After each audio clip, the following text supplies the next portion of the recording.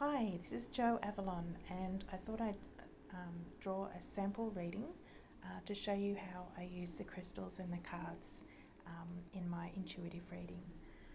So firstly, I asked the person to choose 3 crystals, and so in this sample, I've chosen the tiger's eye.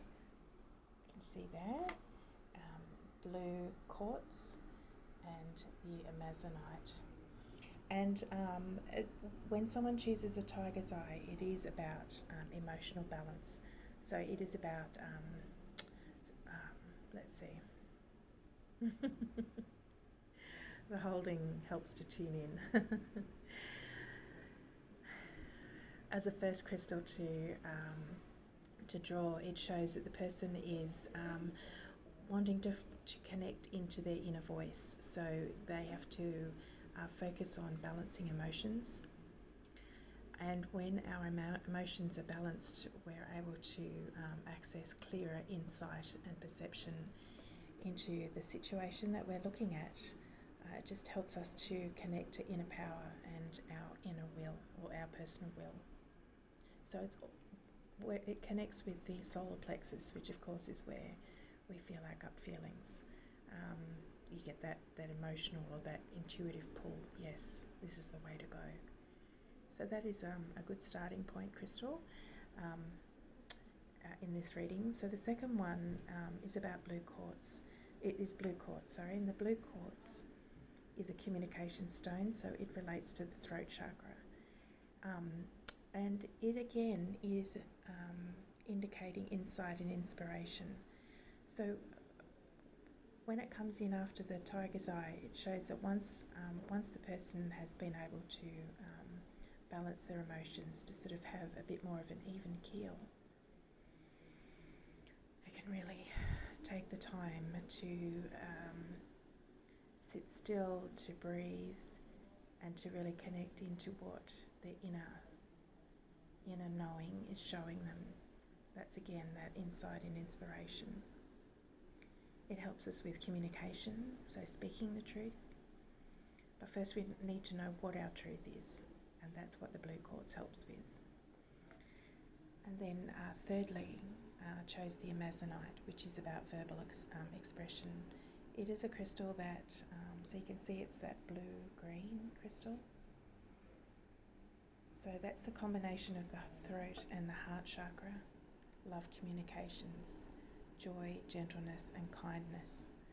So when we're looking at those 3 together, showing that finding a way to balance our emotions, balance the person's emotions, find stillness in order to go in and deep in,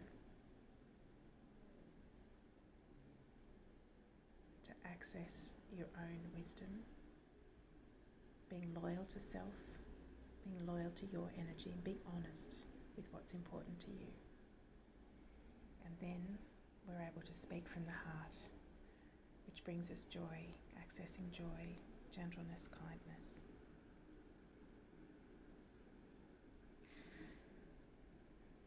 So this person is definitely looking for the next way to go. It really feels like the emotions have been really wild. There's been a sense of unbalance or imbalance, and expressed by the tiger's eye, and knowing that the accessing the inner voice has been difficult because of the wild emotions. So this is sort of like a process of going within and then being able to bring out what's important to you. And then I chose 3 cards, and they were particularly interesting. The High Priestess, the Earth Mother, from 2 different decks, and then the next one is the 2 of Swords.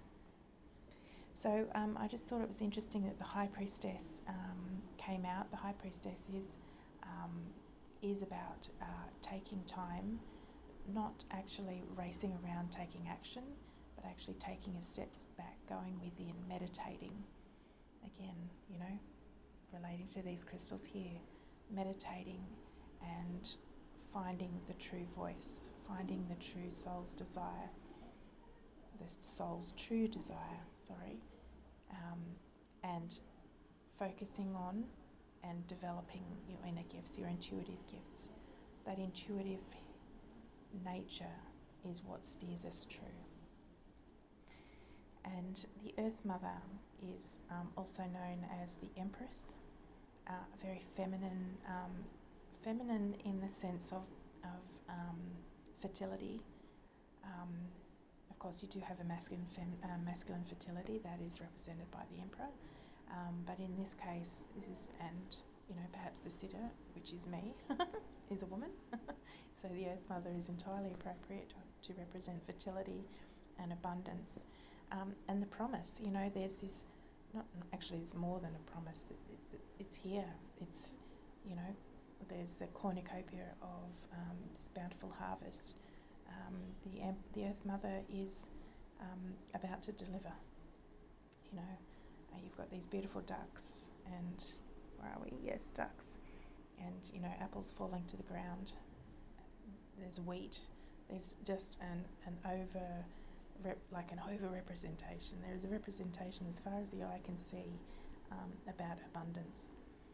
And the third card is the Two of Swords. And the Two of Swords, you can see the woman here with a bit of a blindfold. She's got her two swords in front of her, so she's got options, and she cannot make a decision, or she feels bound. She feels like she can't see what she needs to know to make a decision. And the message here is to go within, to do what your heart requires, or your heart is leading you to do. That's your inner voice, rather than trying to please others all the time. And there has to be balance, of course, but on the matters that are really important, going within and finding your own voice and your own knowing is what is required. And you can tell that you're having a tug of war between what you want to be doing and what's expected of you. When this card comes up, it's talking about over-worrying a situation.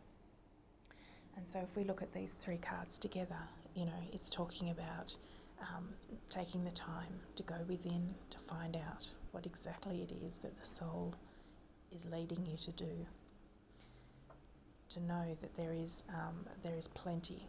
There is plenty around. There is plenty for you. There's plenty for others.